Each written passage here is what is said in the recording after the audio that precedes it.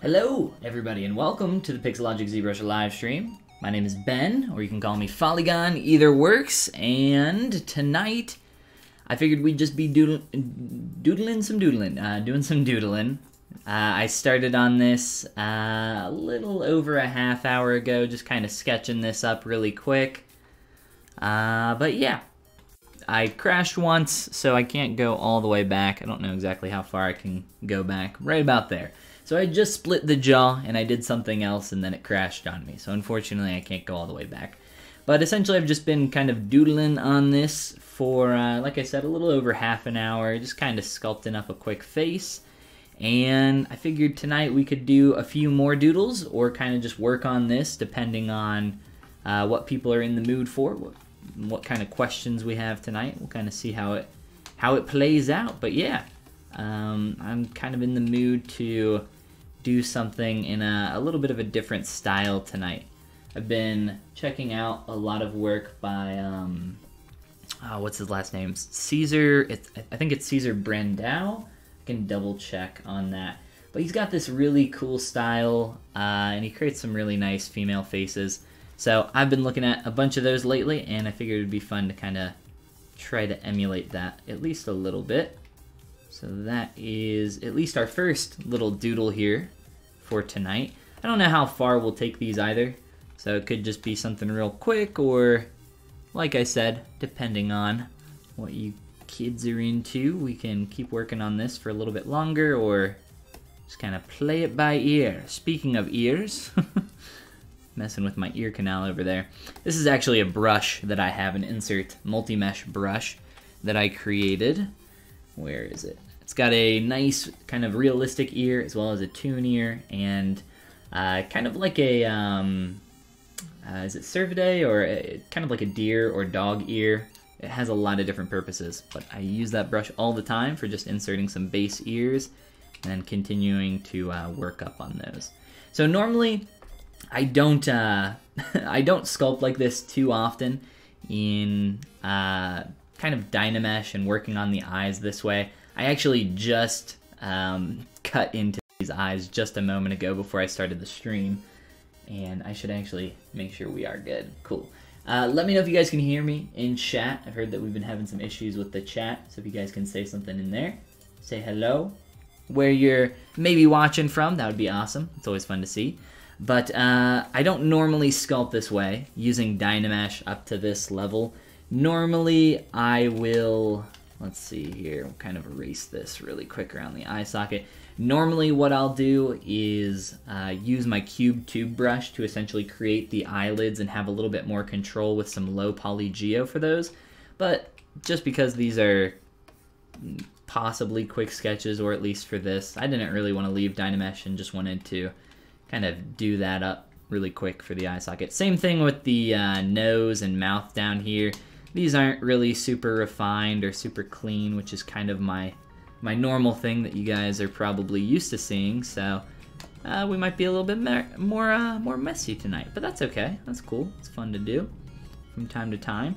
Should probably do some more stuff with these lips, eyes, and we'll return to that nose in just a moment. Fish Tacos, welcome back. How are you doing tonight? Watching from Canada, of course. Noki Noki, nice. Welcome. Polygon, how are you doing, man? UK. No, USA, though. That's too many. Watching from a room in a building. What's up, Ghost? Welcome back, man. Let's see here. What was I just doing? I was trying to thicken my lip. I was using a little trick with backface masking. Essentially lets you pull down on there, which is very nice. Can essentially, the way I use it at least, it kind of works like an inflate brush, but only from one direction.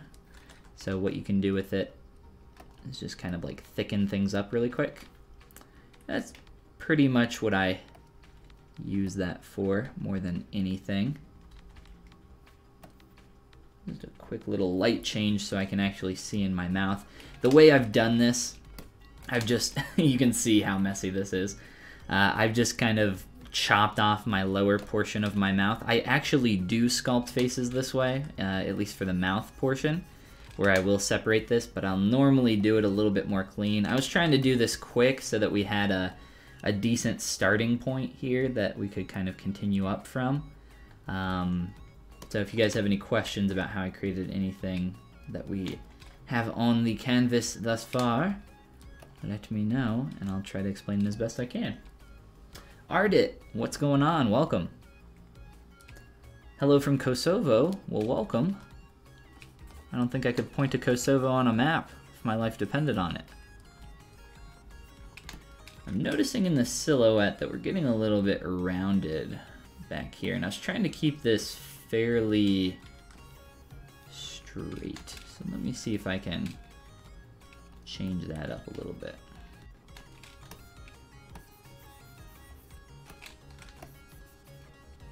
And I want to get a little bit more of a hit in my 3/4 view for that cheekbone.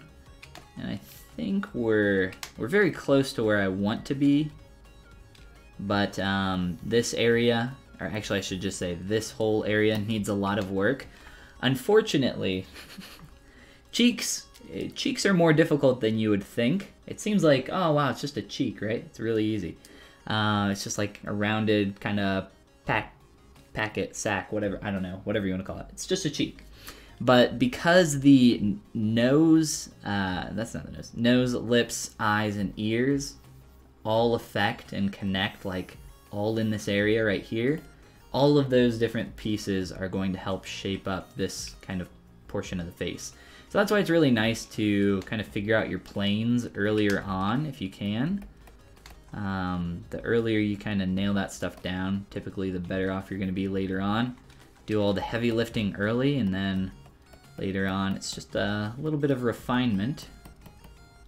A lot easier. So the early stages are where it requires kind of the most amount of brain power. Gotta go full concentration mode, which is kind of what I was doing here right before we started the stream, trying to get this up to a decent level really quick. So I think now there's still a lot of heavy lifting to be done, but at least I've gotten a lot of the early tough stuff down already. San Francisco from Artist Future, welcome. How you doing? Hey, can I ask you a question? Of course. I saw your course ADV on Gumroad. Course Advance, maybe? Advanced? I'm not sure. How useful will it be for junior artists? You're from Blue Rose. Blue Rose, I'm not sure which course you're referring to. If you're referring to my Mastering Appeal course, my newest one, I think it could be very useful to junior artists, but I think you'd have to be a little bit more specific about what course you're referring to, because I have 4 different ones, and then be a little bit more specific about what you mean by junior artists. If you want to, send me a link to your portfolio, the class, at least the Mastering Appeal course, is a little bit more advanced, and what I mean by that is essentially the course doesn't really teach a whole lot about ZBrush and how to use the software side of things. It's more so on aesthetics, so kind of sculpting, understanding the fundamentals that allow you to translate 2D work into 3D accurately and kind of retain that appeal. So that's more so what the focus is on. So if you feel like you're at a point where you're kind of good on the software side of things, and there of course will be workflow stuff that I'll be showing off during the course. So it's not, no, you're completely on your own when it comes to ZBrush. I'll still be there every week for questions and everything else as well. But it's definitely more of an aesthetic side of thing. But yeah, if you could clarify on that, I could probably answer a little bit better for you.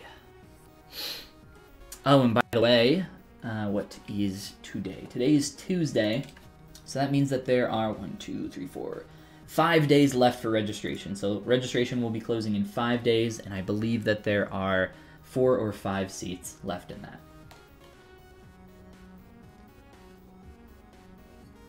Shank says, for the mouth, are you going to Dynamesh it back together later? Yes, absolutely. I will be Dynameshing that back together later. I mean, you can combine it however you want, though. So you could Boolean it. I mean, really, whatever you want. It doesn't really matter, but it really helps for visualizing the inner portion of your mouth, like I'm doing right now. So you can really get in here and add some volume to your lips, or kind of early on in Dynamesh, close up your mouth without too much of a problem, which is kind of what I have going on right now. So I'm kind of still sculpting on this and working on other things and just jumping around, but because I'm in Dynamesh, if I didn't have the mouth separated, it would kind of screw up those areas, like right here. This would all combine, and that would be a huge fiasco, and I'd have to resculpt it, and that would be annoying. So trying to give myself a little bit less work to do later on. And right now, I'm giving a little bit more attention to the lips, trying to get back in here and play with some of this stuff just a little bit. This nose, like all this stuff is going to work together, so right now this is all just kind of super messy, but like I said, I don't know how far we'll take this. We can play around with it for as long as we want. Antonio says, seems to be interesting. Unfortunately, can't stay for now, but we'll see the registration later. Cool, man. Glad to hear it. What was the Kosovo? So Kosovo is a small country in the Balkans. Gotcha. In the middle of Albania, Macedonia, and Montenegro. And Serbia. Just blueprint. Here we are. You can find us. Francisco, what's going on? Welcome back. Finally catch you on stream. Well, I'm glad to have you back, man. Fabio, hello, hello. Welcome back to you as well. Welcome back, everybody, joining us again. How's everybody doing tonight? What do I want to do? Do I want to, I think I'm just gonna combine these lips back together since someone was asking about it. Plus, we're probably just, you know, at that stage. So before I actually combine these, I'm gonna make this look pretty weird by pushing up the mouth, kind of opening it really far. Essentially what I'm doing is making sure that this is only connected in the very far back corners of the mouth. So you want to get a lot of room in here. So it's okay to kind of mess it up.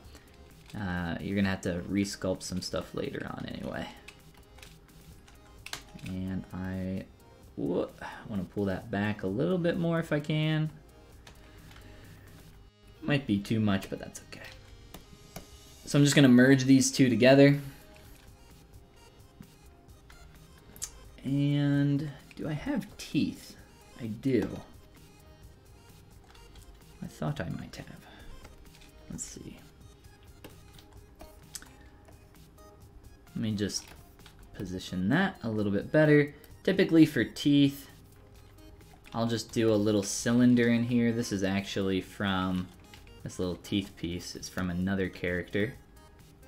It's just a plane. It's actually extruded. It doesn't need to be though. I just did that so I could smooth it and keep its shape a little bit better. Alright. Give me our head. And let's do a quick Dynamesh.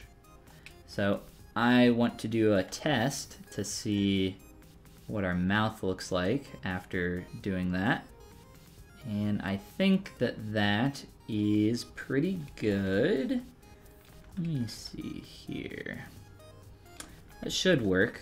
So if you are having trouble working on parts of your mouth bag, which is what this is, you can actually come in here and work on the negative portion of your sculpt if need be. I find that to be very helpful. Yeah, we'll just kind of fill this in very quick. This line is, you know, gone in a matter of seconds. Not a big deal. I don't know how much we'll actually sculpt up this mouth, but I think that'll do for now. I also want to, we'll close up the mouth in a minute. I know it looks very awkward, but before we remesh, we need to combine down our ears. So we'll combine those real quick. Make sure that's all right. Ear sits right behind the jaw. If you guys want to figure out the placement really well, what you should do is look up some reference images of a skull, and there will be this little hole right behind your jawline, and that is called your ear canal or auditory meatus, and that's right where the hole of your ear will sit. So that's a good way to find the placement if you're struggling to figure out where that needs to be. And man, these eyes are these eyes are rough. I did these really quick. So let me push and pull around with my move brush here just a little bit longer, and then I'll remesh this. Make it a little bit cleaner and easier to work on, and then from there maybe we can keep on with this, or maybe start another head or another character or whatever. I don't know, I'm down for anything tonight. Throw your suggestions in chat. Let's see what we got. See what we got going on.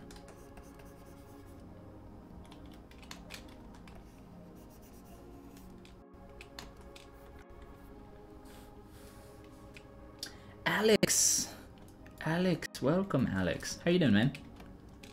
Welcome to the stream. Hope you're having a good night. I want to, let's see, I want to carve in more here. Whoops. Maybe not that much. Maybe more.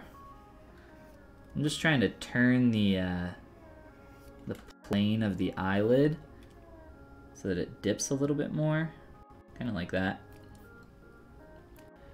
So there's another reason I wouldn't normally create eyelids like this.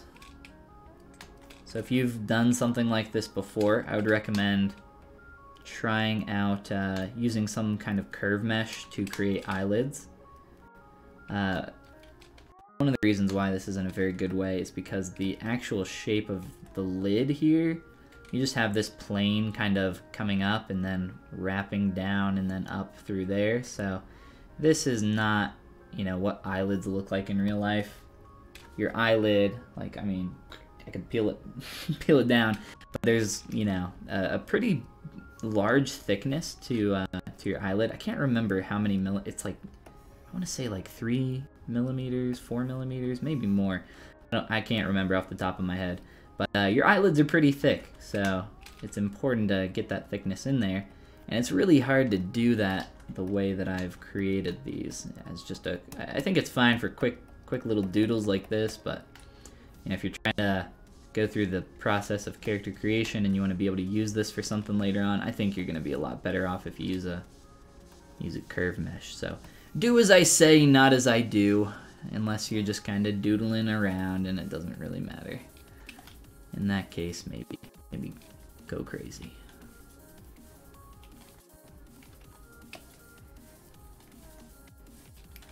That's some messy geometry.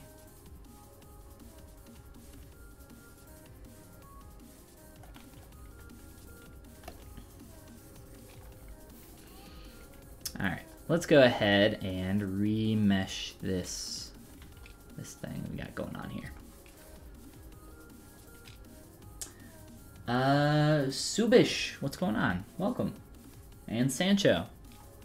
Hello, everybody. All right, so let's do a quick Z remesh. I don't think I'm gonna even use any polygroups. I think this is gonna be, you know, just something good enough to get us through. Let's just aim for, let's say, like 5K or so, which will actually double. We might want to go a little bit lower. We're just kind of at a point in Dynamesh where, you know, we want to close up the mouth, and it's really difficult to do that with the dense geometry that we have. So getting something a little bit more low poly is going to make that a lot easier. So we'll give that a second to remesh. There we go. So there's our new mesh. The corners of the lips are not great. Neither are the eyes. But that's okay. We'll make do. This is just something quick anyway. So let's do a maybe like two or three projections here.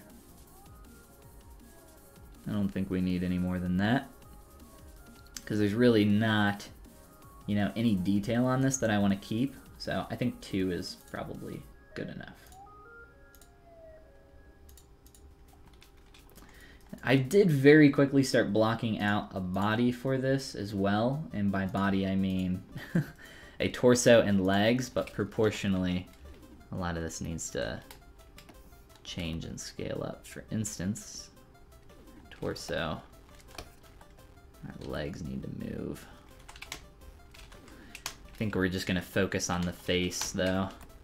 If you guys are interested in how to block out characters quickly, we did a stream last Tuesday that was on that exact topic, and you guys can find that over on the Pixelogic YouTube channel. And I have a kind of quicker rundown that's not like the full stream over on my YouTube channel as well, which is just YouTube/Follygon.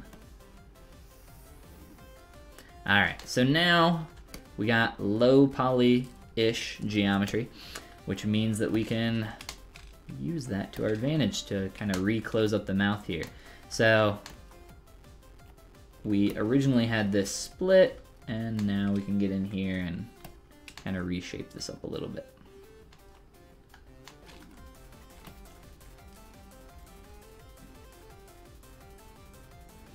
How much or how many points should a high poly model for proper normal AO bake have? I believe that's what you mean. For 4K, how many polygons should it be? 5K, 10K, 15K. I mean, where should I find the balance between quality and performance? So, I mean, the high poly mesh that you're baking from, like the high poly, doesn't matter. It doesn't matter how dense it is, because all you need is the amount of geometry to get your form. So, I mean, it depends, you know, what you're talking about. If it's a character's face, could be a few million polys. I mean, I don't see any reason why you would need to go, you know, too much over 10 to 20 million for like super high res details. I mean, like you're talking pores and stuff like that. I mean, if you have a decent head that you're sculpting on with really good topology, I mean, I think you can get some good results out of less than that for sure. So it just kind of depends on what you're talking about. There's no, what you need to understand is that there's no like set number of polys that is like the perfect number for, you know, every single thing.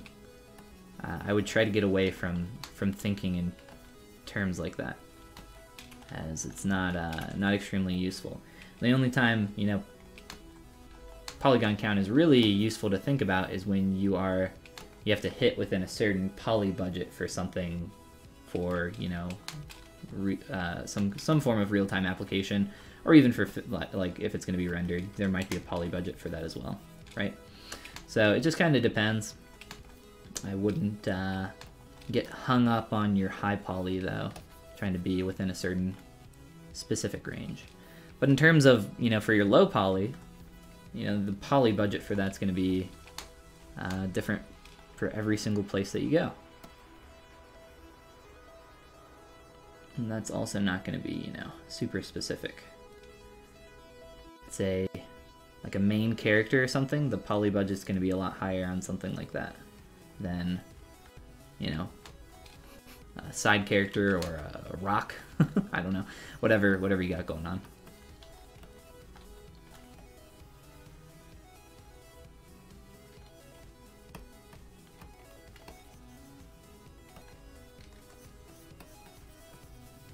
Trying to get this little fat pad in here. It's always a fun and tough little shape to sculpt. It's a interesting one. Stadius, welcome. I love your videos. I'm learning lots. Well, awesome, man. Happy to help.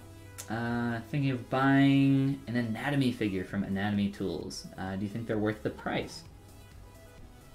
I don't know where mine are from. Hold on. I think they might be 3D Total. They are. Yes.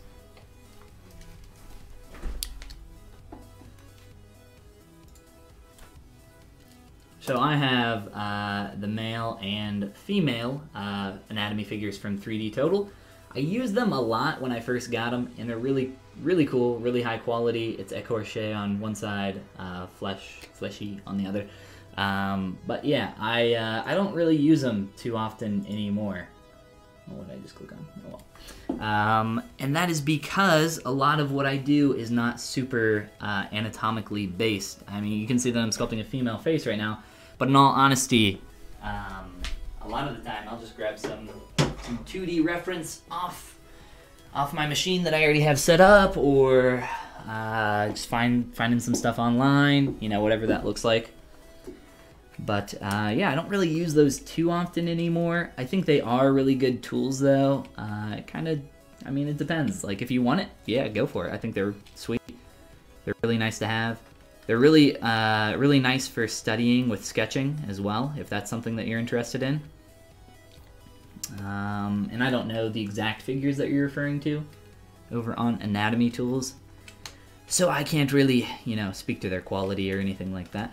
But the 3D Total figures, which are pretty expensive if I remember correctly, are very nice. I think they're, I want to say they're $75 each, and somebody can maybe correct me on that if that's not right. But they are very high quality, and they are they're very, very nice to have. But like I said, I don't use them too often anymore.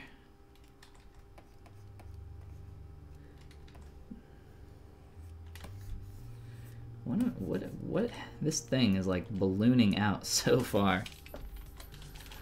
Let's take a step back. Whoop.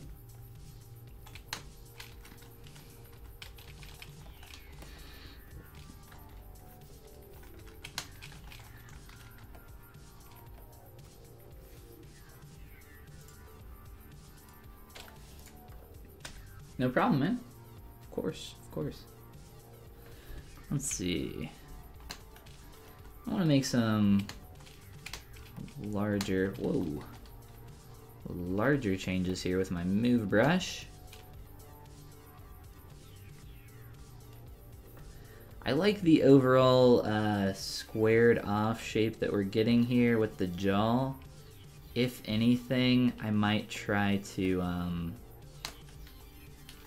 kind of just get some more volume around the chin to like round that out more.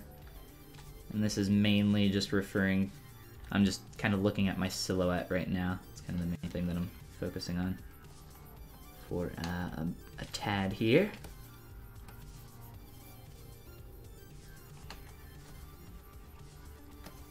And how's that cheekbone up? It's pretty flat through here, so if anything, we might be able to kind of wrap this plane down a little bit better, and then square off more towards that cheekbone, so it's not feeling quite so like it's all like running together through here. So we get a little bit more of a plane change. Maybe not quite that low though. So I'm just using my pinch brush here, and you got to be careful with the pinch brush because it destroys your topology. I don't super, whoa, that destroys your topology too. I don't super care about my topology because I can always remesh it again, but you know, we did just remesh, so I try to keep that in mind if I'm working on stuff. I don't want to change it if I just did. All right, so that hit that we're getting there is feeling quite a bit more defined to me. So what I like to do, I'll rotate around in the 3/4 view, and I'll sculpt over here like I was just doing, but I'm not just looking here, I'm also looking over here to help me figure out my silhouette. So it's very important that when you're working on the 3/4 view of you know, whatever it is that you're working on, that you're not just looking at directly in front of you what you're working on here, but also over here. It's very important.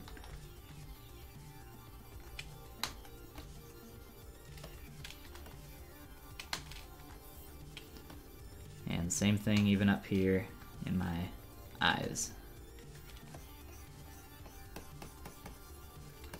Get a little bit more volume there.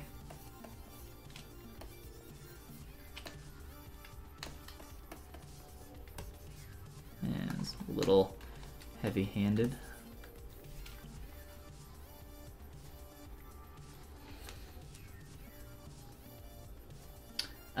Tidlon asks, do you go to lower subdivisions to move the mesh around easier? Yes, that is the pretty much only reason that I do that. So that's the objective with a subdivision level workflow. Step all the way down because you are moving less topology. So if I step up and I grab my move brush and I move this part of the head, you can see that the brush affects, you know, only this area, and you can see where the fall off of that brush is.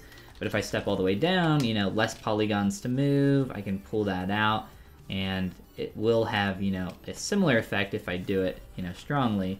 But, you know, another thing that's great about lower subdivision levels is that you can smooth out and transition that a lot easier. So less polygons to affect larger changes. That's kind of the rule of thumb there. Let's get this, actually let's just get like all these harder plane changes to feel a little bit more fleshy, less kind of planed out like I have them, just to kind of take these into the next stage. Things will get real smooth here, and let's check out some stuff here around the mouth. Maybe pulling in a little bit too much there. Try to get that a little bit more fleshy. Yeah, let's see.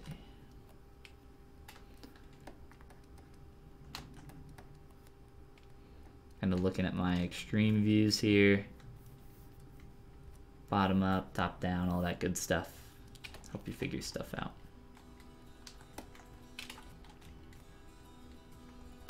Oh, and I do not have, whoa, come back. I do not have my polygroups anymore, so that's a little annoying. Let's try to get that back.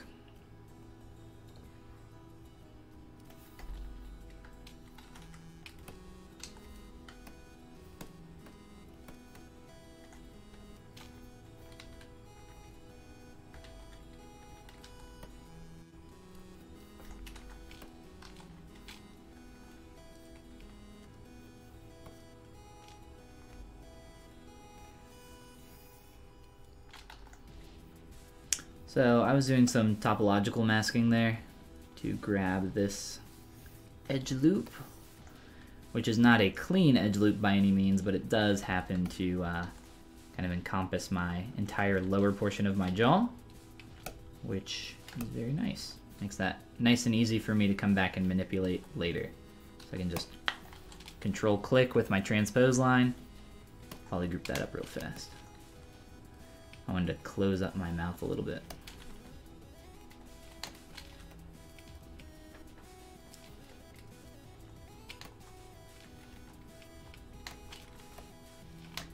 And also help figure out these lips, because right now they're positioned fairly awkwardly.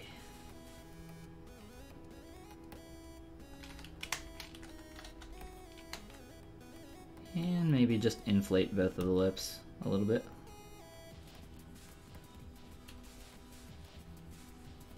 So see this gap here? That's why it's nice to also put in teeth in there.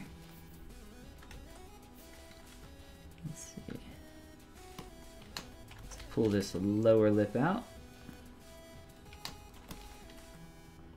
And try to plane out these lips a little bit better.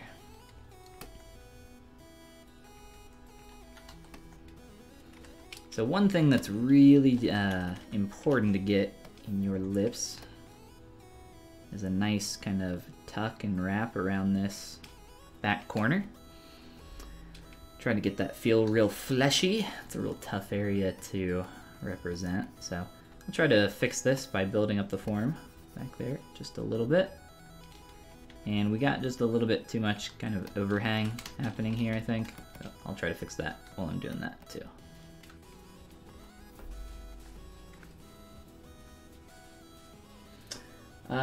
Fried rice. The ears look pretty good. Well, thanks, man. I've sculpted way too many ears.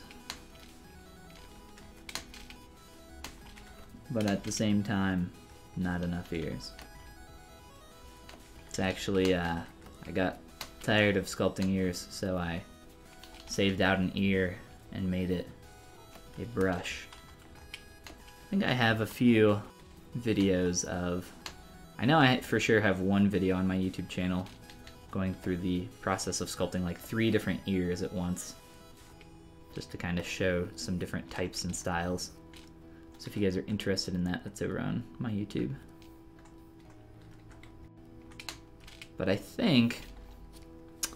believe that brush, I don't know if my insert ear brush is in here or not. Let me double check. Yes, it is. Okay. So in my Follygon brushes over on my Gumroad, which is just Gumroad / Follygon, I have that ear brush, which I can't remember if I showed it off. Foley, insert ear. So in this brush I have a tune style ear that you can insert, which is, oops, something that you can just smooth out, and it simplifies it into a, oh wait, that didn't split. That had some poly groups on it, so hold on. Screw it. Never mind, I won't mess with that. But yes, there is a, here, actually I can fix it. One sec. Redraw it out. There we go. Alright, so a tune style ear, which is very nice for working on stylized characters. I also have kind of a basic kind of dog ear or deer or, you know, giraffe, you know, whatever. You can repurpose this for a lot of different things. And then I have that realistic ear as well that I used as a base for what I have on there currently. So sculpting ears is not, in my opinion, super difficult, but it does get annoying when you know, have to do it for every single character that you're working on, because it just takes time, right? And I got tired of wasting that time sculpting a bunch of ears, so I was like, you know what? This is a decent ear. Let's make this one into a brush and go from there. But yeah, that's over on my Gumroad too. A couple different insert meshes. I pretty much only use I have an ear and a hand brush that I like a lot. I don't know if I have the hand brush handy, but I'll show it off here in a second. Let's work on this face a little bit more though. Alright, so typically nasolabial fold, not, well, one, it doesn't really connect up where I have it, but at the same time, it's not normally a super strong plane change in younger characters, especially in younger female characters, so I'm going to make that a little less exaggerated. It's nice for figuring out planes though. And I just want to work on this area around the lips a tad more. Maybe try to get a little bit more sweep there. I normally think a ton of sweep in the lip looks kind of awkward, so I try not to give it too much, but I don't know. This kind of depends.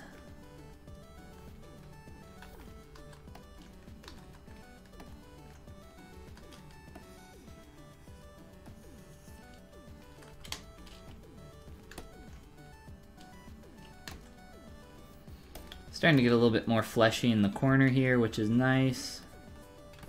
Like I said, that's always a tough area to build up over time, but once you kind of figure it out, feels real good.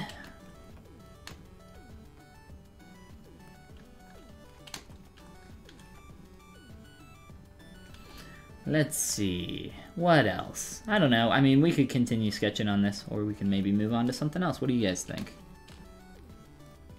Continue doodling on our face here. So I showed you guys the body block out. I mean, we can play around with this a little bit more. I don't want to repeat what we did last week, though.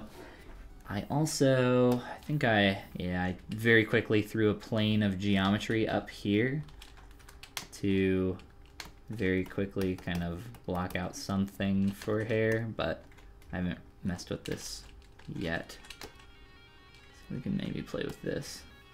Hair is always a little bit difficult, which is why I highly encourage people to really spend time blocking it out with Dynamesh, or whatever you like to use. Just whoops, there's a crash. Just to keep it really simple in the early stages, because it gets out of hand very quickly, and then once it gets away from you, it feels like it's almost impossible to pull it back, and hair is just one of those things where sculpting it is not easy. But we got our recovered file here, so I think we should have everything in here. Let's make sure though. ZBrush has been a lot better in newer versions at recovering files on crashes, so it looks like we are fine. I don't think I missed anything, or lost anything, I should say. So cool. Let's continue on here and maybe play with our hair a little bit and actually do something with this. So actually, real quick, I'll show you. I'm going to delete what I have on here. I'm going to show you guys how to do this from the beginning, because I think that'll be at least fairly interesting. Turn off our legs. I'll keep the torso on there for a moment. Let's see.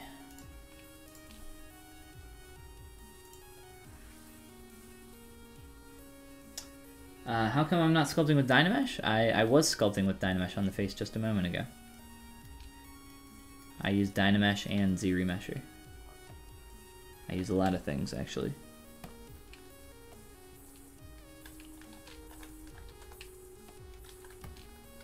Alright, so here's a sphere. Pretty crazy, right? Alright, check this out. So, you're going to take your sphere, scale it up, turn on transparency, put it over the head, and I'm just going to move this. Find a decent shape here for our hair. Let's see, let's maybe get a little bit more volume up off the head. And then from there, I'm going to just select and delete some geometry from the bottom. And I'll do the same thing up top here, but let's turn off symmetry. So it's important that when you're working on hair, you turn off symmetry as early as you can. Creating symmetrical hair is just kind of a waste of time. So. We got a bad little edge loop there. That's fine. So here, what I'm going to do is just subdivide this open sphere that I have, delete lower subdivision levels, and then we'll just create kind of some kind of shape here. I don't know. Let's see. Just kind of select and hide some of this. Delete some of that. Alright. And there we go. So, yeah. We have the... Oops. That's my bad. We accidentally deleted it from the back as well. Let me get that back.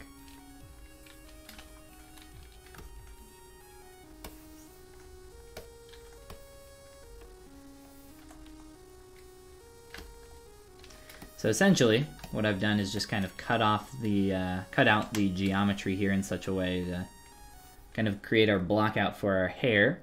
And now all you want to do is go to Edge Loop and click on Group Loops at the default value. Essentially what this is going to do is get rid of the jagged edges that we have here. Press Ctrl W, Polygroup, ZRemesh, very low, all the way down. And just let it do its thing.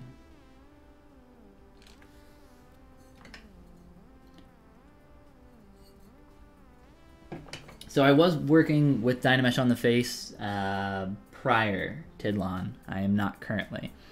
I'll show you in just a moment here. Oh no, our ZRemesh. It's taken a minute to think. I might have done it a little bit too low of a resolution. But I think you guys can already see how this is, you know, shaping up from a very simple primitive, just taking a sphere, shaping it up really quickly. The same thing is also very possible with longer hair. So I just did a quick short hairstyle because I figured it'd be a little bit faster. But we could do the exact same thing for some long hair. We could even stretch this out and turn it into long hair. But from here, what I typically like to do is split the object that I have, create some kind of hairline, and then start kind of matching that to the head with each individual piece. But honestly, I don't know. This is, maybe we could do like an asymmetrical kind of like buzz cut kind of deal. It's kind of cool, right? Let's try that out. Let's play with that. So we'll just get this to line up here. And it's important that you keep this, you know, simple. Whether you do that through like low poly geo, like I'm doing right now, or, you know, primitives, it doesn't really matter, but as long as you keep it simple so that you don't kind of get too far ahead of yourself, should be okay.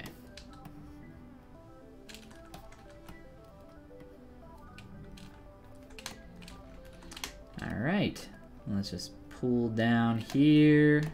How do we want to do this? Let's see. You can smooth that out if you want to see what that looks like. We can even give this geometry if we want some thickness by extruding all polygons with the Z modeler brush. So we could start to play with this. It's kind of a cool hairstyle, cool like buzz cut kind of deal going on. I'm into it. Play around with it a little bit more. So again, this is just for the block out for the hair. This doesn't happen, like nothing here is final. This is just, you know, experimenting, figuring out some shapes to play around with, seeing what you like.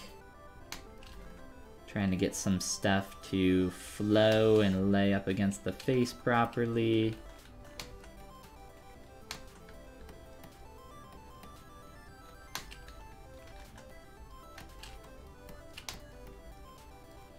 Try to get some kind of cool curve going on over here, so that's starting to look a little bit more visually interesting, I think. Try to get that around the eye a little bit better, so it's not directly on top of that. And I don't know, let's like pull this off the face a little bit.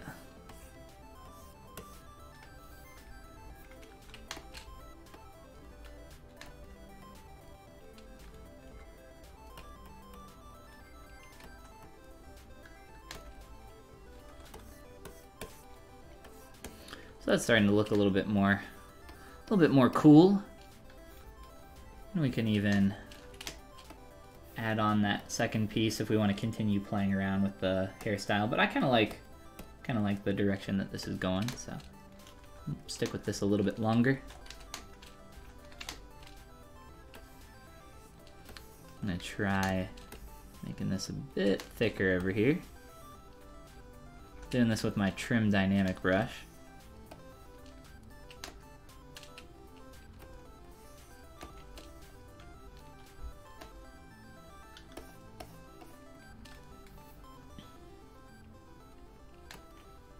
Let's see, I think I want to pull this in a little bit closer on the side. Ooh.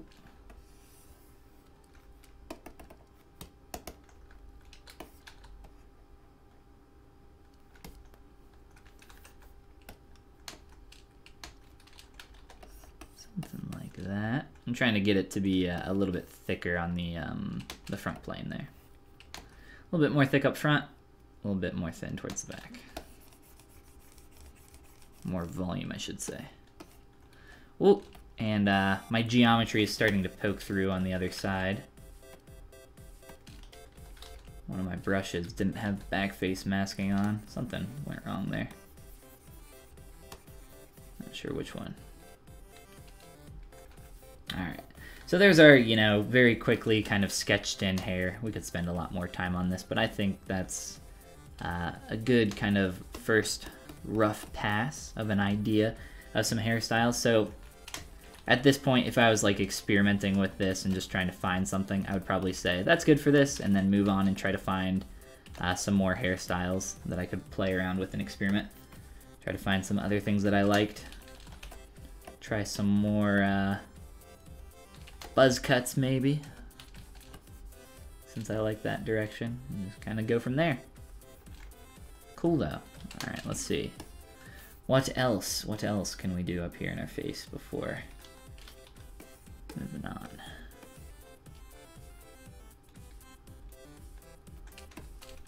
Now I'm just like having fun playing around with this hair.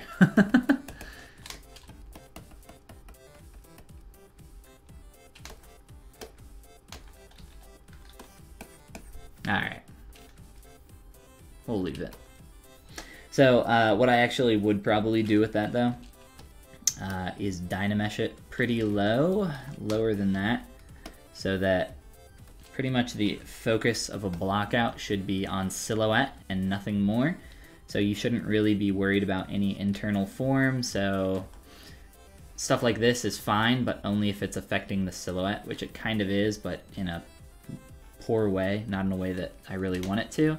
So even lower res than that, so however you want to do that, if you want to dynamesh it down or Z-remesh it down real low, it's up to you, but I think I'll just Z-remesh that really quick just to get that super low poly so it's not distracting. Female hair is, you think it's a lot easier to sculpt than male hair? Oh, I think the exact opposite, for sure. There's just so much variety in female hair. Like short hair, like you can do short hair with like a spray alpha on a brush, and that's it.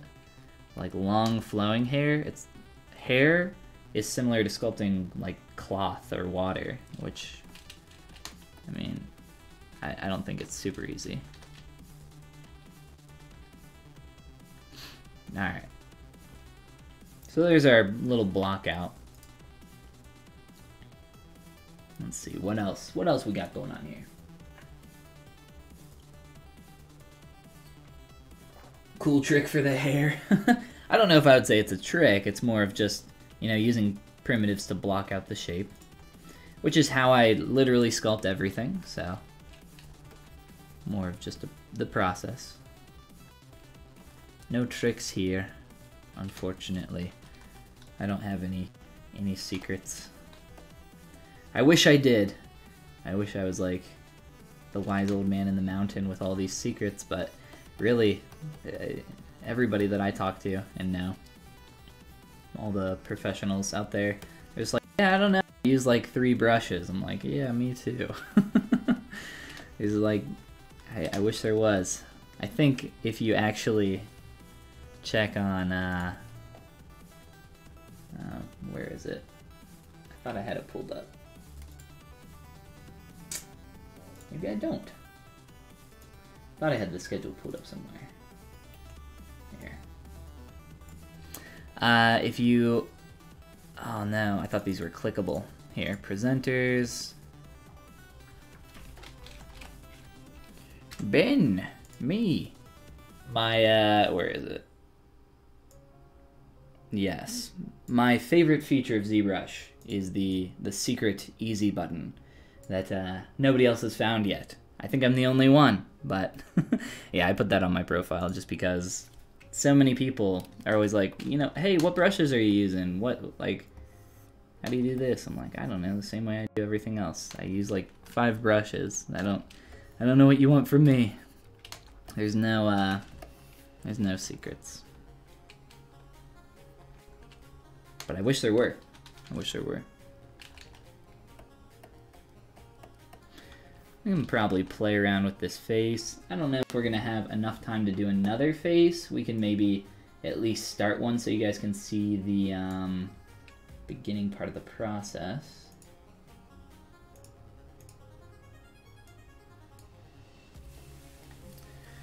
Some of these lines are still a little bit hard around here, so I can soften some of these.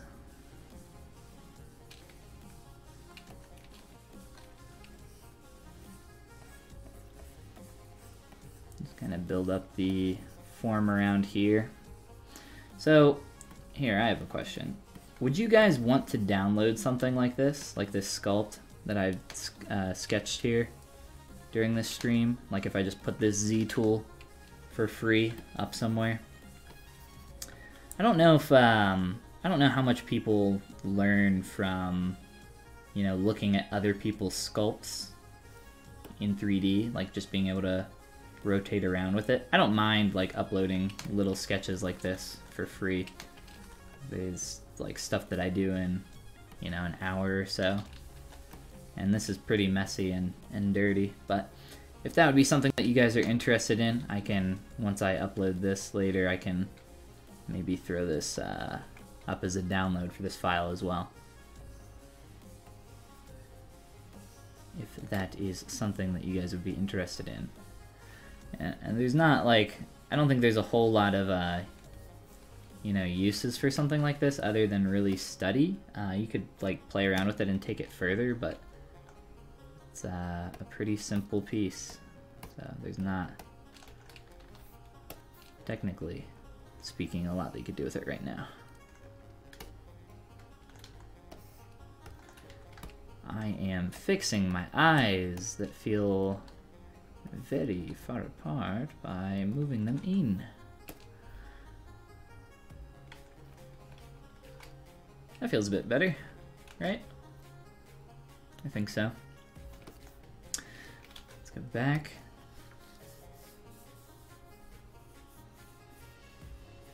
Creature brush, what's up? Could you show the spray brush hair? The spray brush hair?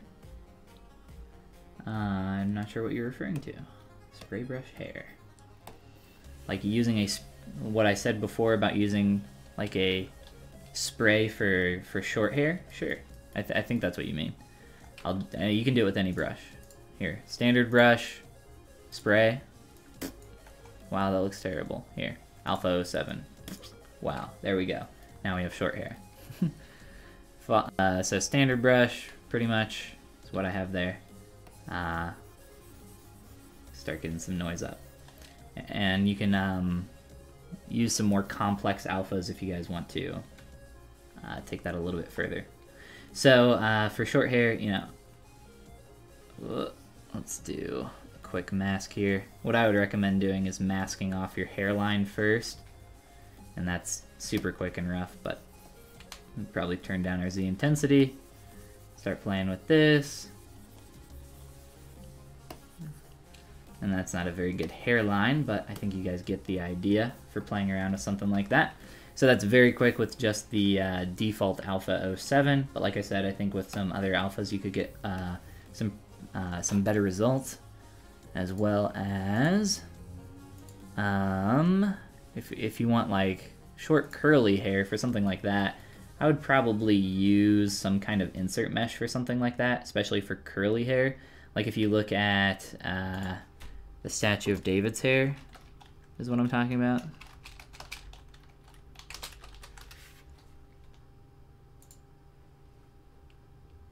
So his is a little bit longer, but I'm sure there's some more classical sculpture that you could find with a similar effect. Or you could look at his pubes. His pubes are a little bit shorter and they have the same style of hair. So for something like this, I would probably block it out the way that I did previously with some primitive geometry, and then clean it up later either by cutting it up or using insert meshes to represent some of the chunks here a little bit better. Just kind of depends exactly how long and what style we're aiming for. But hopefully the spray thing, I think that's what you were talking about. Let me know.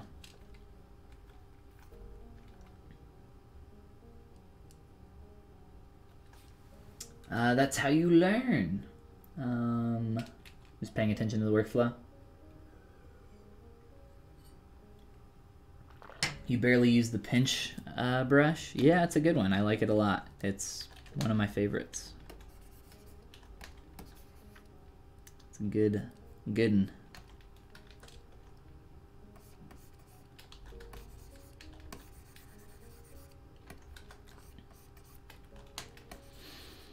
Normally I do things that are quite a bit more cartoony, you could say, than this, but fun to switch things up and play around.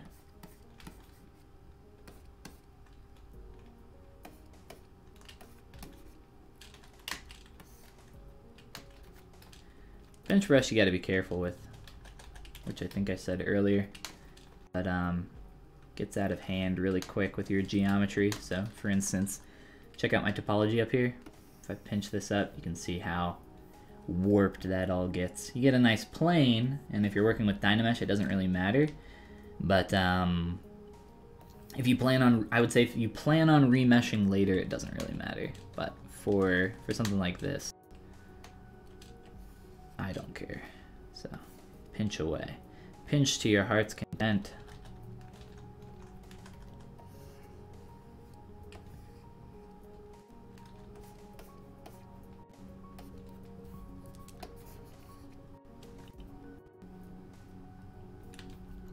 I think the nose is a little fat on the end. What do you guys think? I think we could maybe thin that out.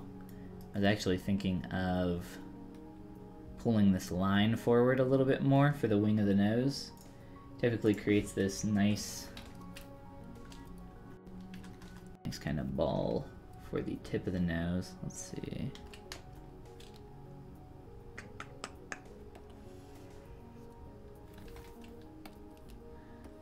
Probably end up screwing the geometry up just a little bit too much, but I think we'll be fine.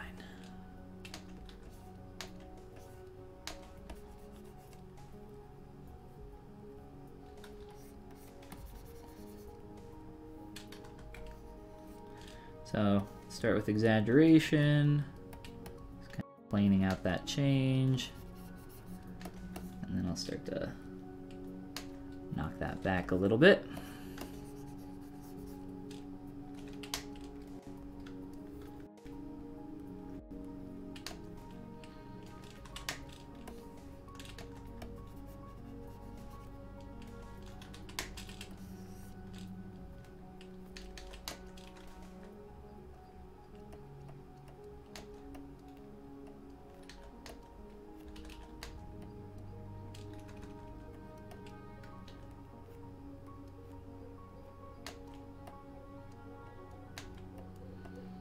Nose was just feeling too wide and kind of bulbous.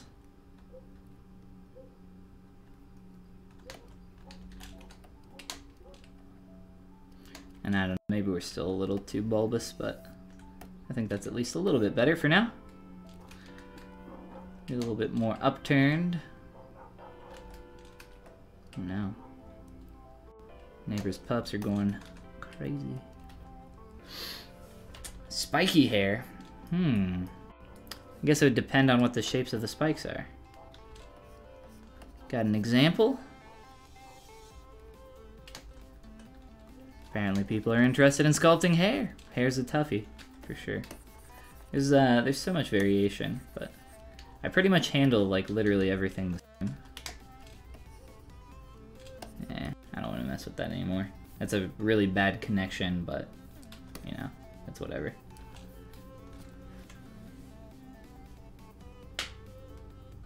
You talked about male hair being very easy. I don't believe that I said male hair was very easy. I said male hair is more easy than female hair.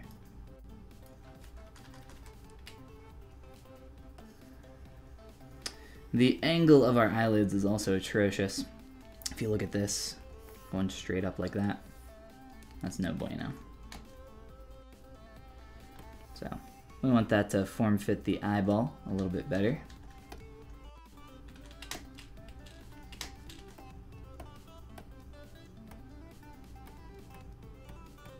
Try to make it feel like it's actually wrapping around that, which it really isn't, but I think we can do a little bit of a better job here.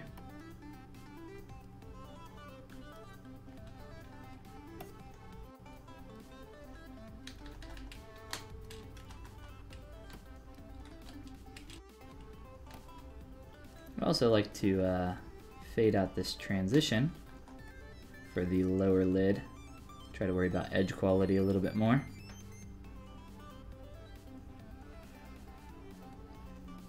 You can see how really messy this is. So like I said, normally I'd do these with something like a cube tube brush. This is just a lot easier to control when you have that low poly geo. Makes it quite a bit more simple to play around with. And it helps you actually keep this a little bit more consistent than what we're seeing right now.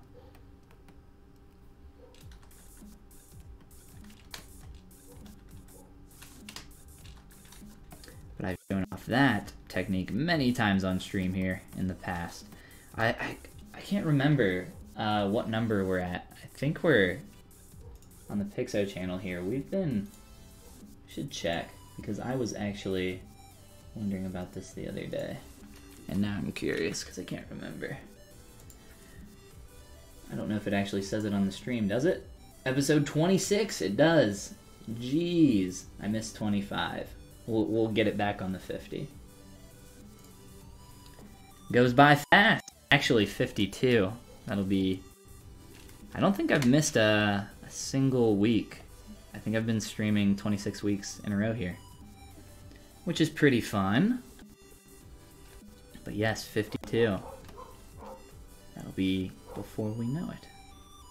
I need to fix this lid. It's really bothering me. Eyes are always worth the extra time spent here. And sorry about the dogs, guys. I cannot control them. They're not mine. If they were my dogs, I'd be bringing them inside. Alright, that's starting to at least bring that angle to be a little bit better, but the thickness for our top lid is just so screwed up right now. It's so thin and it's not really doing much here. This is just not what we would expect to see. So we can try to thicken this up, but we not only need to thicken up the eyelid, but we also need to work on the plane of that lower lid as well. So typically what you want to see is this inner plane of the lid. You want to see that that plane be perpendicular to about the center of your eyeball. And typically what that does is, one, it's what you would expect out of a more realistic eye. It's what happens in kind of reality. But also it ends up giving you a nice shadow on that top lid and a really nice highlight on that bottom lid as well. So it helps kind of center your work. But because I don't really feel like cleaning that up. So instead, what I'll do is I'll show you guys the cube tube brush, and instead of creating eyelids, I'll use it to create an eyelash. So I actually use it for both. Let me duplicate this eyeball and I'll show you.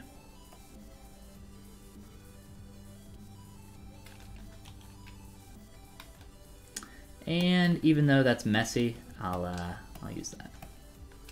We'll make it work. More into sculpting monsters and gore. Ooh. What kind of monsters are we talking about?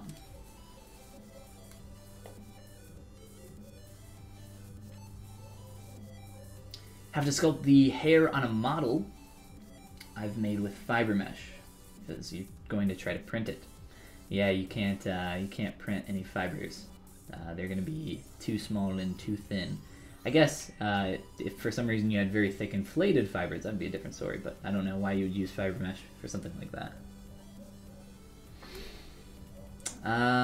What do you think is the best software to create realistic hair? I have no idea. I have no opinion on that. I pretty much only sculpt hair.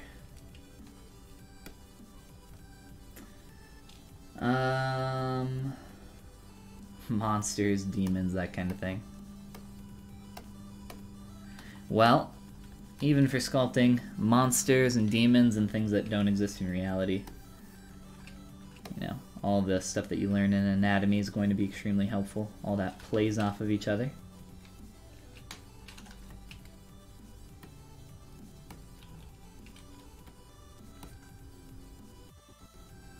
Doom monsters, yeah. The guy who actually, I can't remember what his name is, but he spoke at, I believe, the last ZBrush Summit, if I'm not mistaken. One of the dudes who sculpts like all the creatures for Doom. Cool dude. I follow him on ArtStation. I can't remember what his name is. Somebody in chat probably knows. But yeah, you should definitely check out some of his work if you haven't already. I'm sure he's got some cool stuff that would inspire you if you're into that sort of thing. Which honestly, who isn't? It's been a long time since I played Doom. Alright, so I've used my cube tube brush, but what I've essentially decided here is instead of using the extruded geometry that the cube tube gives me, excuse me, I am deleting part of it so that I just have a plane here. And then I'm going to take that plane and use it to pull out and create our eyelash. And then I've masked off part of it right now so that I can just do like a quick little pull out. And I think you guys can probably already start to see how this is going to come together here.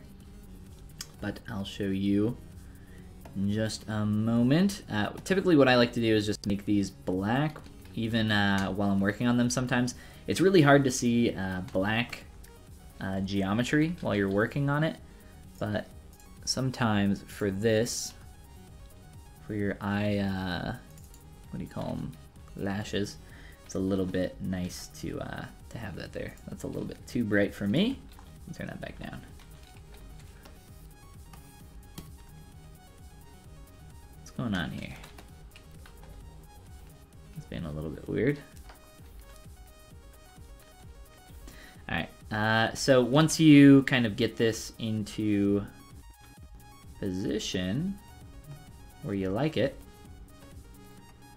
then what you want to do is get that thickness back. So I deleted the thickness because I thought it would be a little bit easier to manipulate here quickly. So now I need to get that back. Let's see, I'm just trying to fix the shape a little bit more. Match the eyelid. So Z modeler brush, extrude all polygons, and just kind of pull on that. Huh, the material got messed up on that. I really don't know how, but there we go. So there we go. There is our, whoops, that's terrifying. Let's mirror that over to the other side, and we can continue shaping these up. So it's still low poly, but I can smooth that. It gets a little bit too rounded, so what I like to do is use the Z modeler brush and create crease edge loops all around these hard points, like so.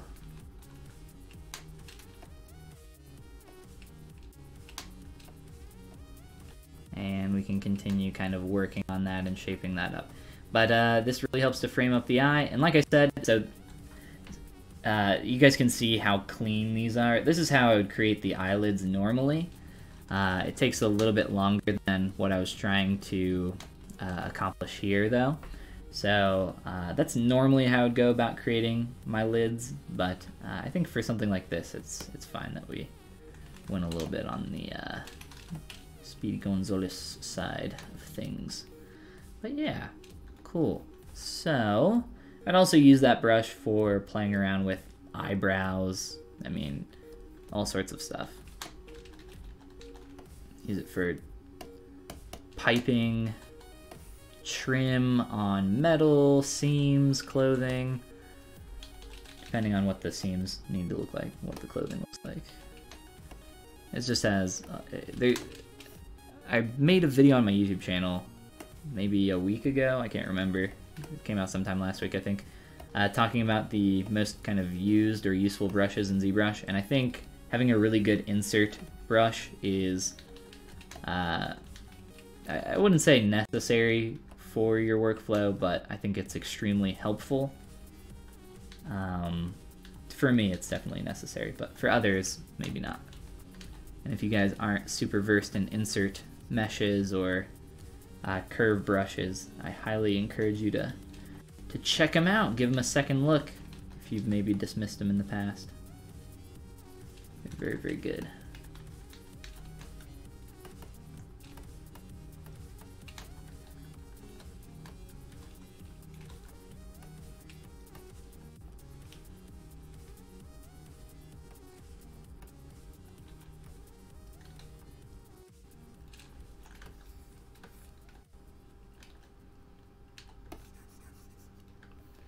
So eyebrows, so if you are working on eyes, I would say try to get your eyebrows, eyelashes, all that stuff in there as early as you can, because it really does help determine the shape of your eye quite a bit.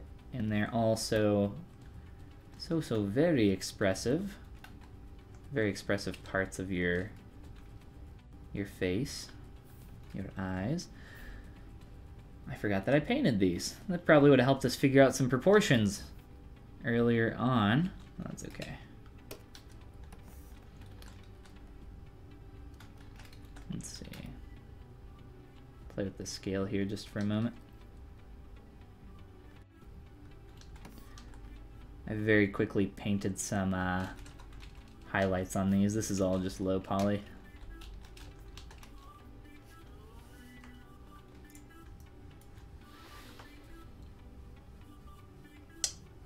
Is Michael Pavlovich the Doom guy? No.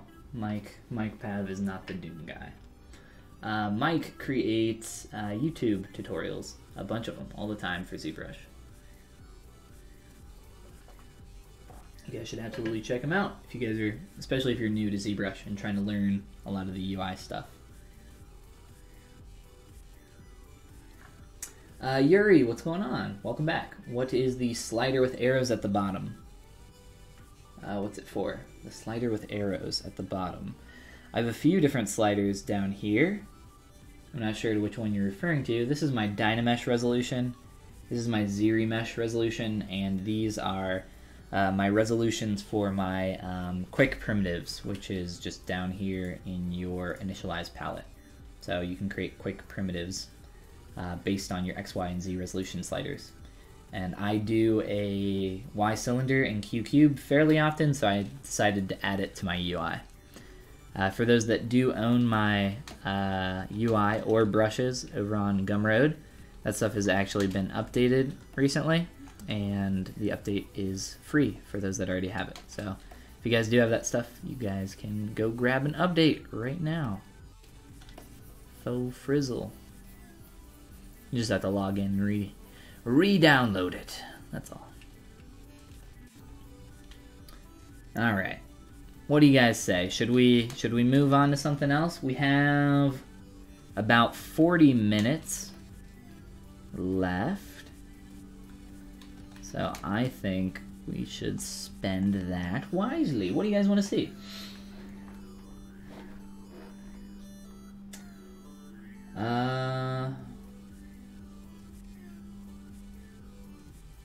Below in the center. Oh, these? Ah, those are for, it's just lazy mouse settings. So if you go into your stroke palette, under lazy mouse, you'll find a few different sliders in here. I have the lazy step and lazy radius down here. I know it's probably really small on your screen, so I apologize for that. You probably can't read it. But lazy step, lazy radius, and the lazy snap distance. And all of these are located in stroke lazy mouse. So you guys can find that in there.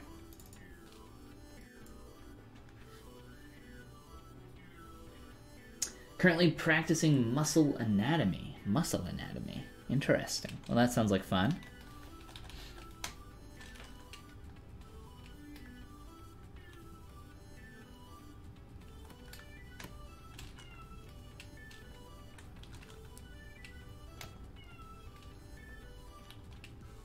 All right.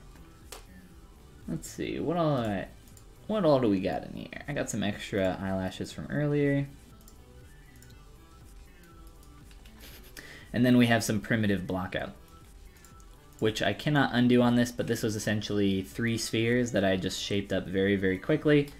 Again, if you guys want to learn my blockout process or just see some more quick blockouts, check out last week's live stream or the blockout tutorial that I have over on my YouTube channel. Let's see.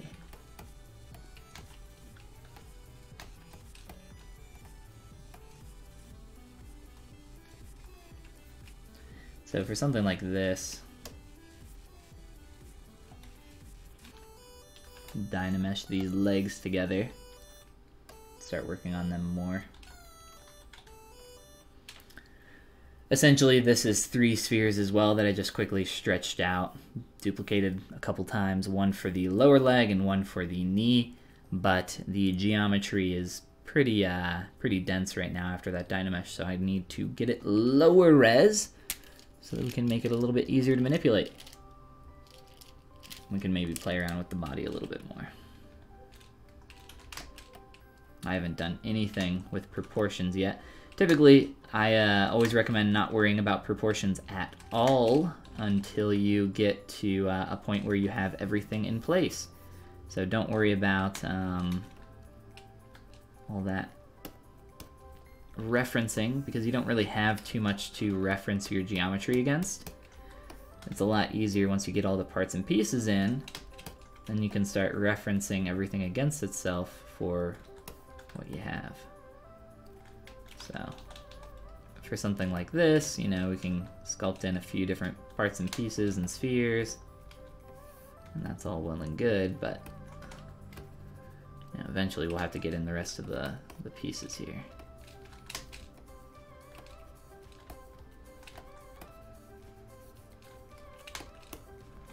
And it's as simple as, I don't know why that material is applied on my face. It's as simple as duplicating a piece for a sphere, for an arm, and just kind of stretching it out. It's really that easy. And then just shaping it up from there.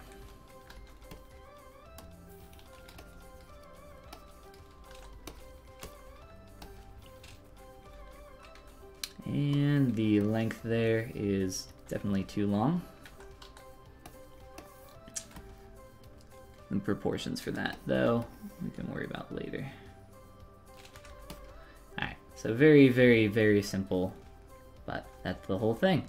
But I would say that our body compared to the size of our head is much too small.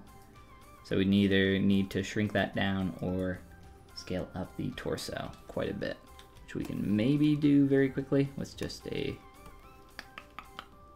scale out. That also requires us to scale our legs though,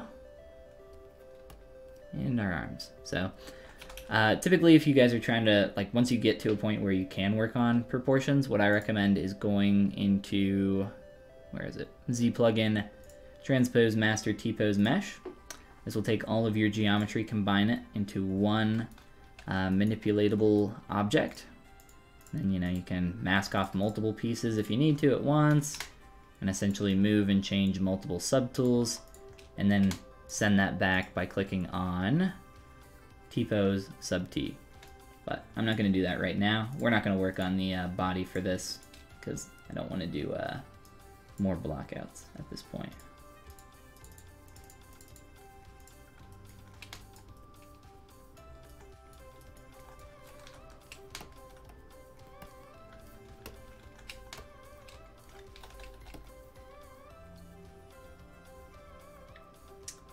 Ruth Cookie. I don't know why that was so tough to say, but welcome. How are you doing? Here's something a little interesting that's happened here, and for people that are probably new to ZBrush, have experienced something very similar to this. So a few things. There are a lot of different types of holes that you can get in your geometry. I have shown off a few different versions of what that could look like, but here is one, and if you guys have maybe some other ideas of holes in your mesh that you've struggled with in the past, we can maybe talk about that as well. So essentially what's going on here is there's some holes in the mesh over here, and then there are these like weird little floater pieces of geometry here. So that's really annoying and frustrating. So what I have done is I've gone into the, where is it, polygroups menu, and clicked on auto groups. So I've already done this. I have it in my hotkey menu that I pulled up. And then what I'm going to do is just hold Control and Shift and select this mesh, and then go into Geometry, Modify Topology, and click on Delete Hidden. And then we could either sit here and bridge these polys up manually, but this is such a simple low poly mesh that I think I can just kind of trim this up a little bit on one side And I could probably Dynamesh this at a low resolution, and it should close up the holes automatically for me. You could also run a close holes operation, which is in your geometry modify topology menu, but for what I need here, this works great. So nice, simple, clean, no more holes, and I can get that down to a low poly count again with another Z remesh if I need to. But for right now, we'll just leave it how it is.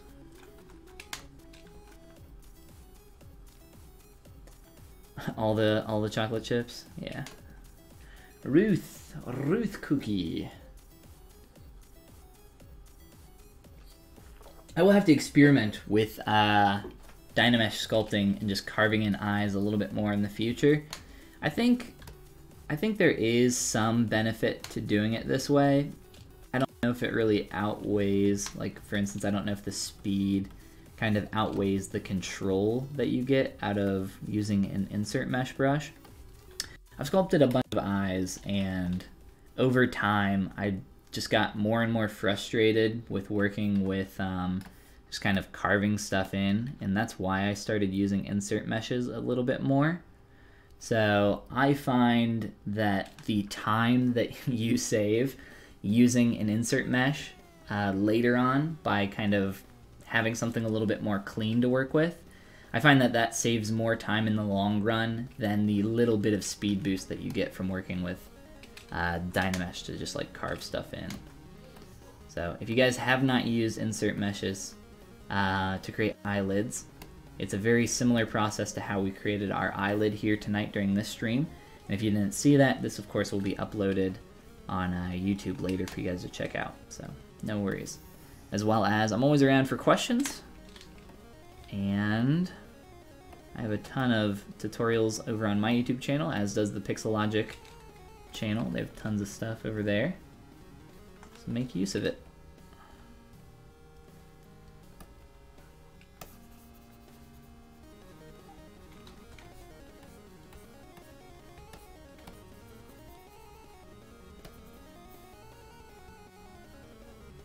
All right. It's a little bit too rough over here, a little bit too hard of a transition. All right, let's ditch our lady, and I don't know, we'll sculpt something else real quick.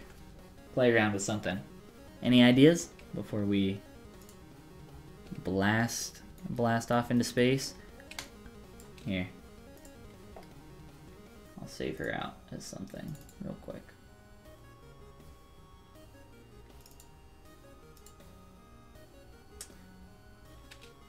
I don't know where my... doesn't matter. Alright, here's what we're gonna do. Boop. Take her. Take those eyes. Here, you know what? We're just gonna delete all the things.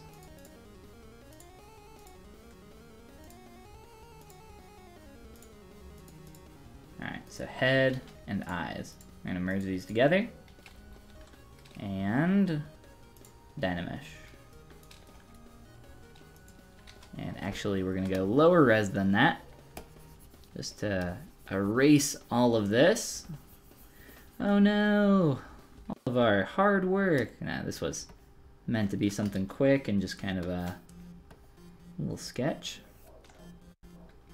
And you gotta kind of not really be too attached to what you work on because it changes a lot.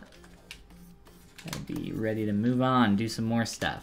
Alright, so the reason that I was able to progress a little bit more fast on the face is because I had already blocked out a lot of the kind of major proportions earlier on, right before I hopped on stream. Spent like a little over half an hour just kind of quickly blocking out some stuff on the face. So even when I Dynamesh down really low, we still have kind of the main shapes of the face here, which is very nice because we could reuse this to kind of create another face, a new character.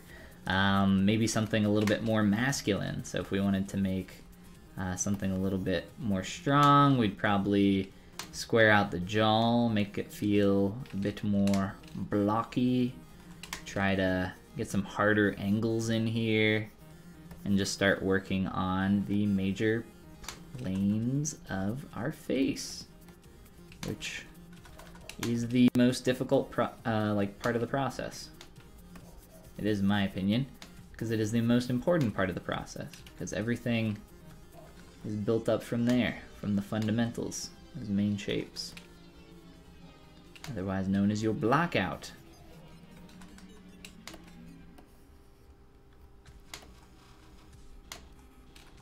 Alright.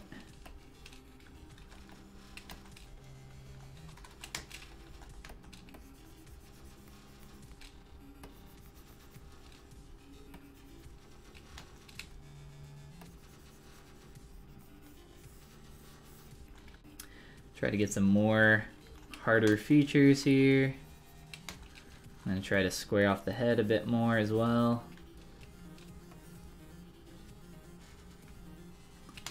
And let's see.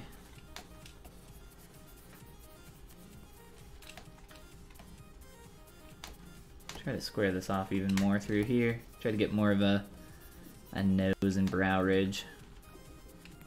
So very simple, kind of keeping things really rough, all in Dynamesh right now. I'll up the resolution ever so slightly. But just kind of creating a quick planar face. I don't really have a reference right now. I was thinking stronger, blockier, and aiming in that direction.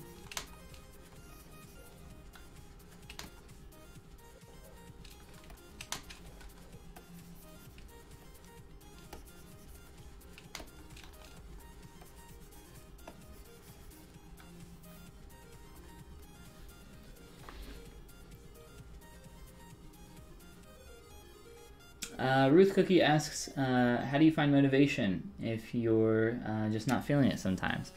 I think I mentioned this last week, and I apologize because I'm not very good at answering questions about motivation, and that's kind of just because I've always been a very self-motivated person. You know, I kind of know what I want, and I'm a believer that at the end of the day, everybody's going to do exactly what they want. So, you know, if you're not feeling it, I don't really know if there's any reason to do it other than if you're a professional and it's your job, right? Like, if you have work to do, you have to get up and go to work. Like, it doesn't matter if you feel bad or not. I'm not sure how old you are or, you know, kind of where you are in your career, but that's just kind of, unfortunately, how it is. Maybe get a few sick days in there, but you know, for the most part, if you are very serious about art and want to make whatever you want to do a career in art, I recommend that you maybe try to treat it a little bit like a job. Just because I find that, you know, eventually it's going to be your job if you're setting it out that way, and that will be the reality of the situation. So, you know, later on when you are feeling unmotivated and you got some work to do, you're gonna have to do it anyway. So, but like I said, I always feel like I'm bad at answering these questions. I've always been I've always known what I've wanted, and I've kind of gone after it. When I started digitally sculpting in ZBrush, I believe I've told this story on stream more than a few times, but it was a little over 5 years ago, but essentially, you know, I was like, I don't know what I can do with this, but I want to do this. And I gave myself a timeline, and before that, I had never done anything artistic at all. But I gave myself a timeline of 2 years to try to get a full-time job, you know, doing something with digital sculpting. And a little under 2 years later, I was working full-time as a digital sculptor, working on toys. So, doing stuff for Mattel, Tomy, Pokemans. I don't think Tomy has the Pokemon license anymore. All sorts of fun little things. But yeah. Know what you want and go after it, I guess.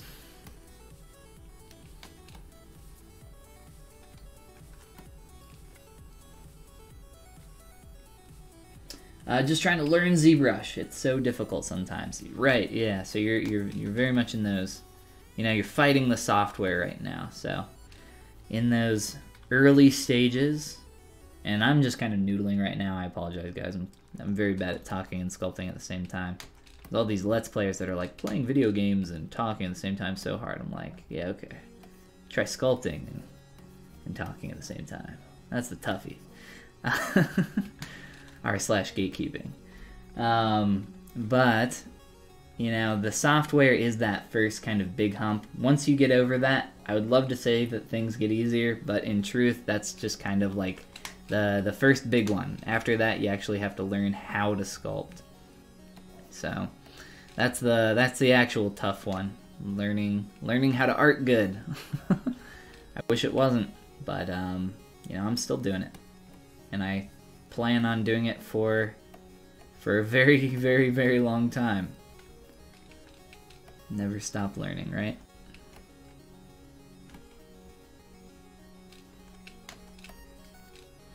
Alright, let's get some more resolution in here.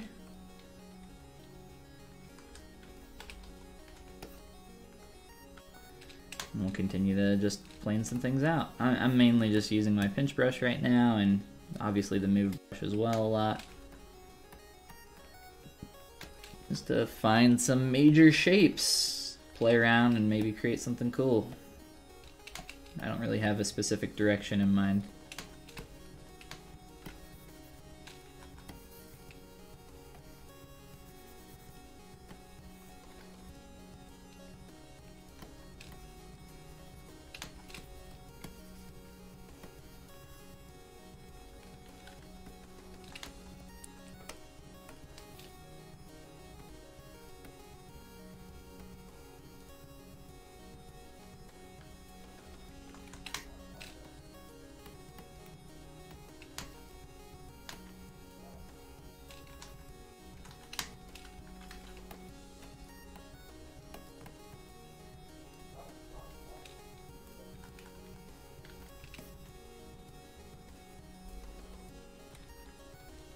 Getting a little dense, isn't it? Getting that high poly count.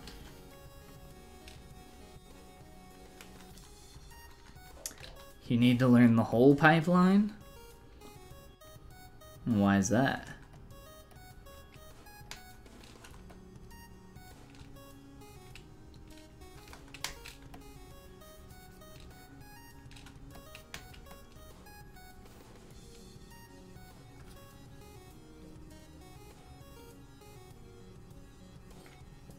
Yes, it is awesome that I got the opportunity to do that. Lots and lots and lots of late nights trying to... Those first 2 years were rough. It was like a lot. Sculpting all day, every day. And now I do the same thing, but I do it for money. So, I guess not too much has changed in that regard. But those first 2 years... I got like maybe like 2 or 3 like really small jobs way back then, and then towards the end of that time period I freelanced like a very little bit, but that's the company I was freelancing for ended up hiring me full-time. Get your foot in the door, you know.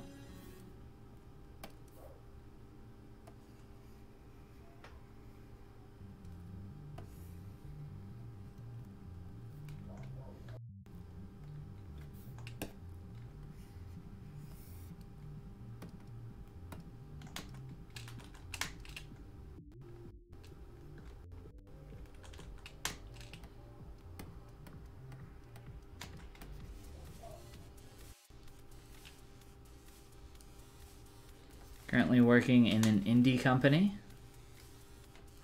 I've worked for a couple startups, actually.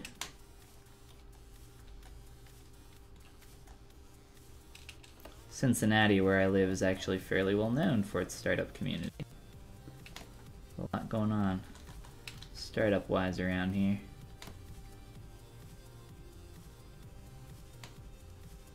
Not too much in the 3D space, though. A few things, but not not like out on the West Coast.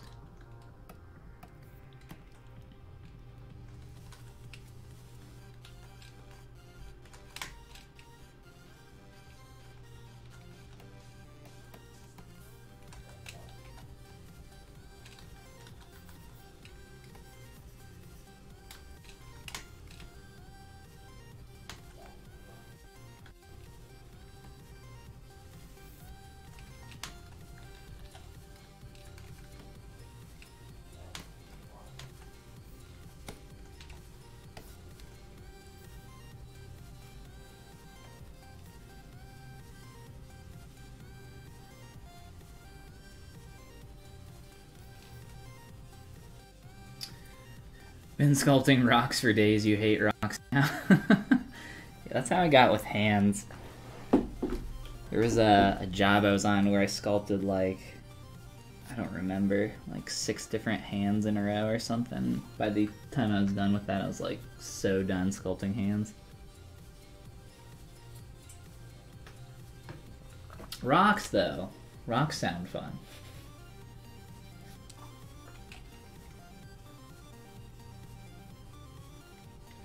The art is stylized. What is that? What does that even mean? It's just non-realistic. Colonizing Mars, you say?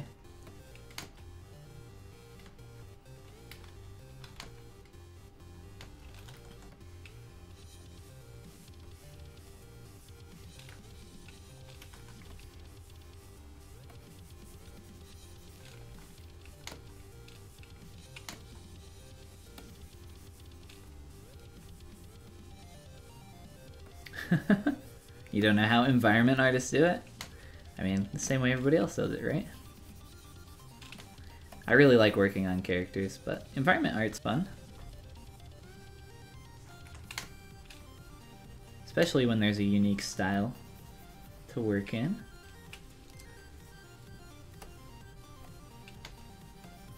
Instead of just using something like a Megascans library, you have some creative work you can do.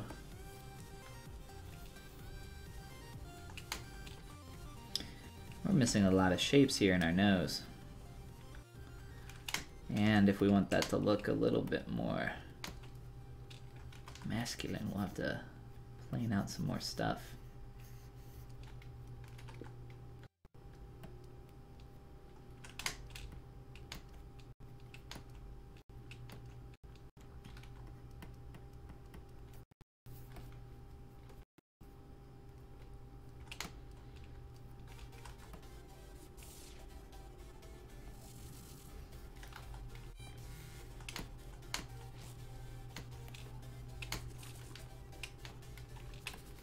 Now we're just getting very noodly, aren't we?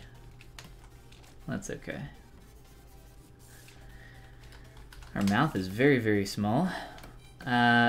So I wouldn't normally block something out to the extreme like this for planing. I would definitely start remeshing and getting something easier to work with at this point.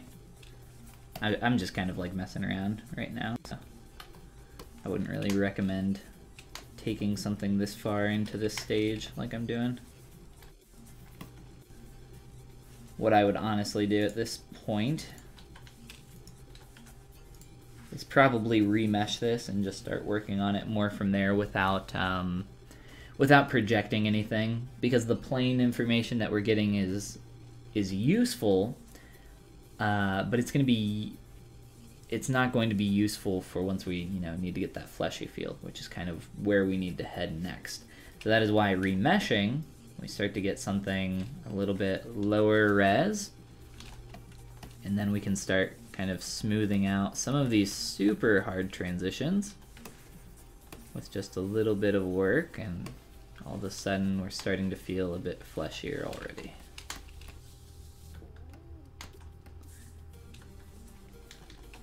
Got our basic eye placement ready to go.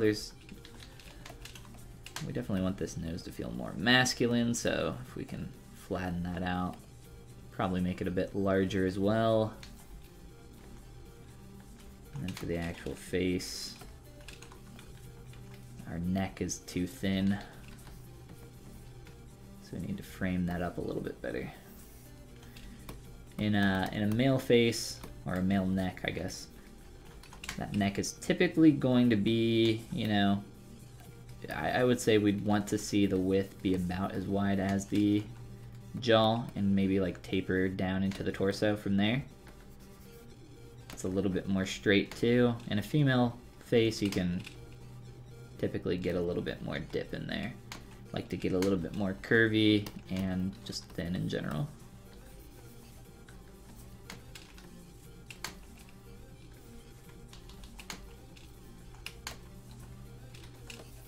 What do we want to do over here? Maybe fill that in?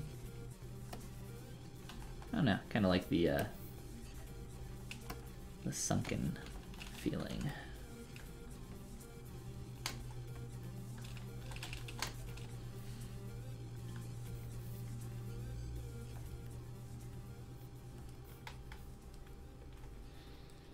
Doing characters is more fun in your opinion? I think so, for sure. Bella taking an environment modeling class. Sounds like fun. Opened your eyes on how much you want to make characters for a living. That's hilarious. Oh my god.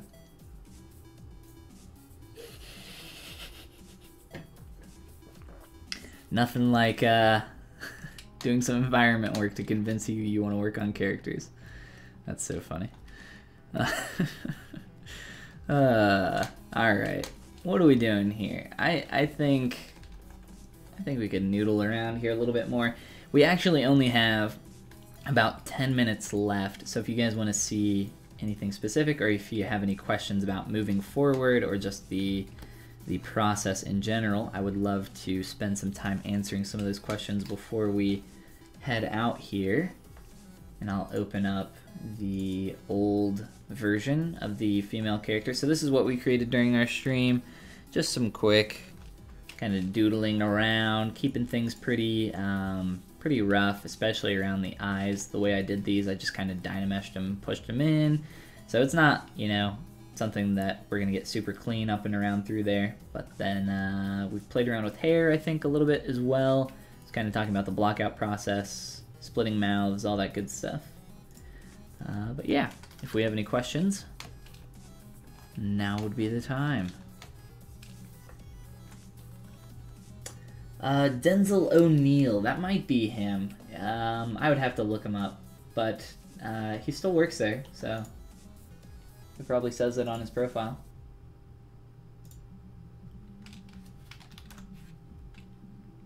Yes, that is him.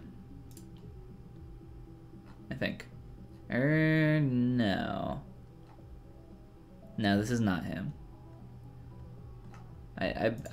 You could probably just search Dune.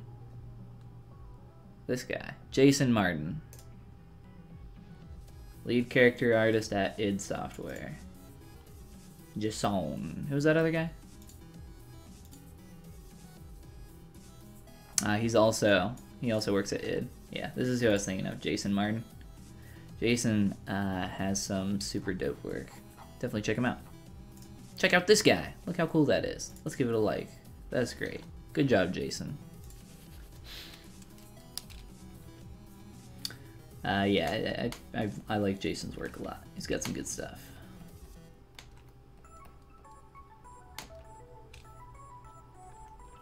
Doom Eternal? I'm not sure what Doom Eternal is. I'm guessing the new Doom game.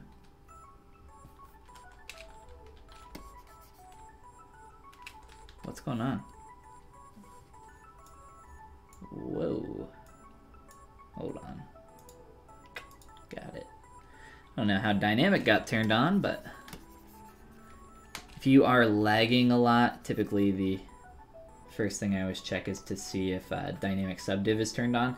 So dynamic subdivision levels can actually be turned on when you have traditional subdivision levels as well, which does absolutely nothing. It's pretty much useless other than making your software lag while trying to sculpt. So if you guys are getting super laggy interactions, check that first. It's probably the culprit. But Doom Eternal, next game coming out this year. Sounds sweet. It's been a while since I've played Doom. I didn't play the newest one, but I heard good things. I mean, it looked cool. I just don't... The time that I do have for playing games, I have to ration out. So I've been playing Sekiro, Shadows Die Twice, a lot. I'm like on the final boss. Actually, there's like two bosses that I have left. But yes, I love that game. I love From Software stuff.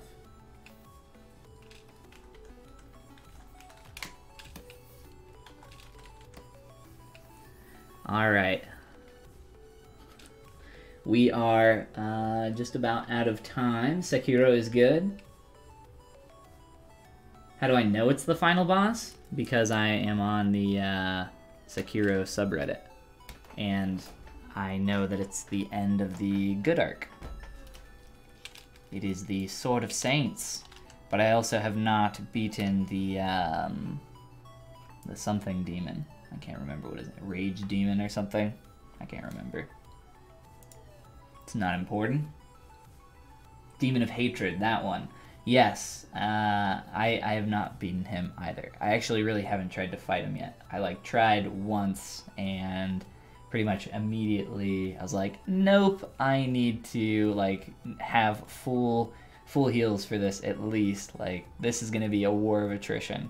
It seems like it's gonna be like a super long fight, kind of like Monkey Boy, if you know who I'm talking about. Bill, sorry I didn't see your message there. How you doing, Bill?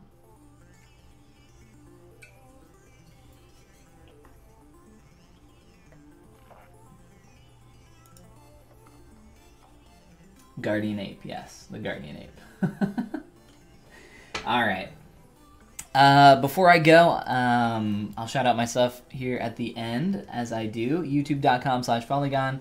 All my YouTube stuff, if you guys want to check that out. I recently released a video on my blockout process, which I mentioned earlier during the stream, as well as some tips on some cool brushes that you guys might want to check out. So maybe check out a couple of those, as well as my Gumroad, which is just gumroad.com/Follygon. There are, I believe, 4 or 5 days, 5 days left to sign up for my Mastering Appeal course. And there are, I believe, 5 seats left open for that before registration closes. As well as some other courses on here, brushes, materials, all the stuff that I use professionally for my work in ZBrush. So check it out. I also have some freebies on there, and a ton of freebies over on my YouTube channel, of course. So check all that out, and then if you guys want to find my art, of course, just Google Follygon and you'll find my art station and everything else. But as long as we don't have any other cues before we go here, I think that'll be a good place to stop. JC Ghost, I'm a sub to you. Well, thank you, man. Appreciate it. I hope that you find the content helpful, and the streams helpful as well, because I'll be streaming next Tuesday, same time, same place, at 6 p.m. Eastern U.S. time. Next Tuesday, and every Tuesday coming up here for this month. I think there are only a couple Tuesdays left, if I'm not mistaken. So 2 Tuesdays. There are 5 Tuesdays. That's right, in April. It's a big Tuesday month. Awesome. Well, thank you, Francisco. I'll see you later, man. And JC Ghost, I will see you later as well as everybody else that's joining us. You guys have a great rest of your day. And again, remember, next Tuesday, same place, same time. And look out for Jose. I believe Jose is going to be streaming on this channel in about an hour, if I'm not mistaken. Absolutely, Ruth Cookie. You have a great night. All right, see you guys.